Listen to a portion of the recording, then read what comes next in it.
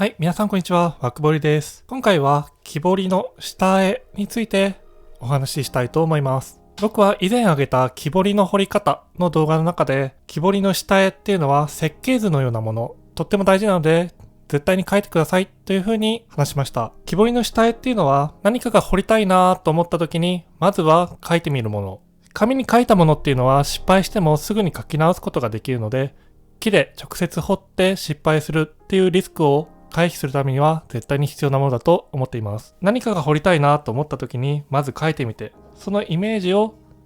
木にする。そのための地図のようなものだと思っています。例えばウサギでも正面を向いたウサギ、こう2匹が寄り添ったウサギ、餅をついたウサギなどいろんなものがありますが、それぞれ、いきなり木に彫るよりも絵に描いてそれから彫った方がまず絵で試行錯誤して彫るっていうことで時間の短縮にもなると思っています。そんな木彫りをするために絶対描いた方がいいと思っている下絵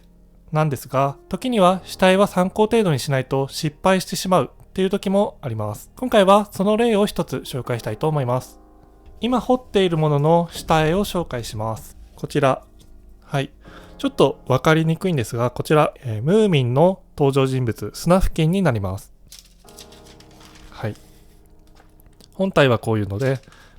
別彫りで帽子、ギターなどを彫って持たせるという形にしています。まず本体を彫るためにこれが型紙、はい、で荒彫りの途中のものがこちらになります。はい、まだ全然荒彫りも浅くて、横から見た時には何も、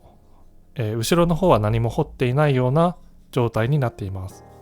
はい、これの何が失敗したかっていうと、最初はこの型紙に合わせてこの鼻のトップの位置、鼻のてっぺんの位置を測って位置を決めました。そうして荒彫りをするとうまくいきませんでした。どうしてもここから頭の位置を作ろうとすると、こっちの木の幅が足りないという風になってしまいました。はい。下絵っていうのは2次元のもの、紙に絵で描いたもの、それを、3次元の木彫り、立体のものにそのまま写そうとすると、よほどうまく描けていないとこういう風に失敗してしまうことになります。ではどうしたらよかったかっていうと、まずこういう風に傾きをつけた時に、スナフキンの頭はこう丸いんだから、この丸の傾きの先、この先にちゃんと鼻のトップが来るっていうことを意識して荒彫りしなくてはいけませんでした。はい、その結果こういう風に考えて彫った時、下書きとは、中心線からの鼻のトップの位置若干変わってしまうことになりますが、でもそれでいいんです。下絵っていうのは設計図、あくまで、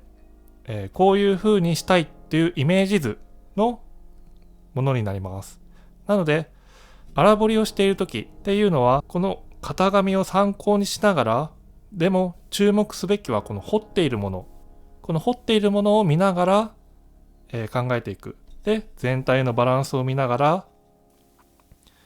良くしていこう、これをいいものにしていこうと考えながら彫るっていうのが、理想の彫り方になります。絶対に描いてほしい下絵、そして作ってほしい型紙なんですが、彫り進めていくときにはあくまで参考にしてながら彫る。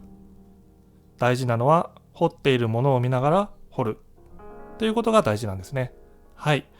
ということで今回ちょっと失敗して荒彫りしてしまいましたが、これはまだ、後ろの方に余裕があるので、ちょっと下げながら、彫っていけばまだまだ修正が効く段階になります。はい、なので今ちょっとここを修正して、表から見た時の鼻の位置、そして頭の前から見た時の形を作ってみたいと思います。ちょっと叩きで画面が揺れるので、ちょっと動画では撮らないので、次は修正後のバージョンをお見せしたいと思います。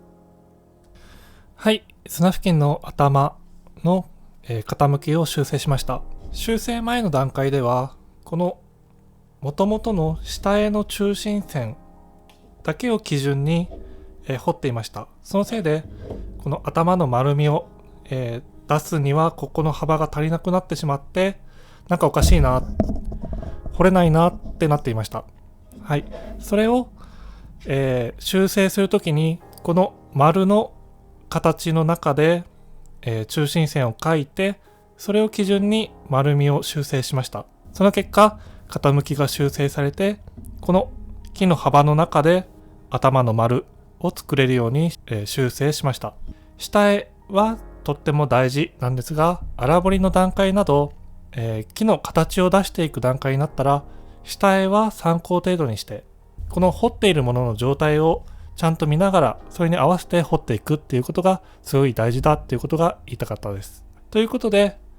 今回の動画は以上となります。この砂付近を彫る動画っていうのも後々アップしようと思うので、もしよかったらそっちの方もね、見ていただけたらとても嬉しいです。はい、このチャンネルでは木彫りに役立つ情報を発信していこうと思っていますので、よければチャンネル登録、高評価よろしくお願いいたします。はい、それでは失礼いたします。